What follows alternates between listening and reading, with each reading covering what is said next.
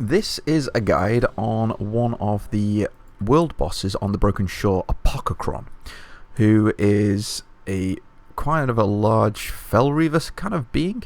Now, there isn't really much to Apocron. Obviously, you've got a couple of mechanics you want to avoid.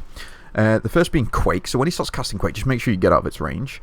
If you can, dodge the Felfire missiles, which you'll see just now. You'll be able to see them quite easily on the floor with the circles around it. And finally, when the boss uses Seer, you basically just want to use something to try and mitigate it as best as possible.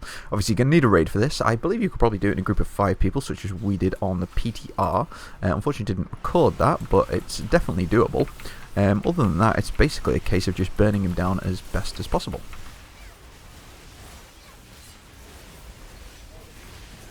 Now, also with Apocron as well, to be honest, if you've got decent enough healers, I'm going to try... that does shell damage, to be fair. You could probably take the damage, especially if you've got a good group of healers. If you've got decent gear, you can avoid it as well. I don't really know what more to suggest. Definitely use one of your... Seals of whatever the hell they're called. They're called the Seals of Broken Fate on this because they drop, I think, item level 900. Well, 890 for me. Some of them do drop item level 900 plus, but obviously if you get them Titan Forge, you're looking at potentially up to 940, 950 item level with 890 item base level.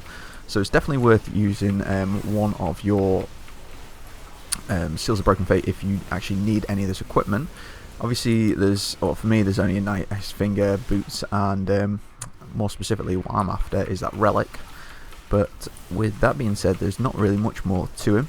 As you can see, he's going down pretty easily. I'm really not putting much effort into this boss encounter. I'm pretty much second on DPS, but there we have it. Oh, I got a ring at 900 item level. It's pretty good, apart from the fact that mine is 905.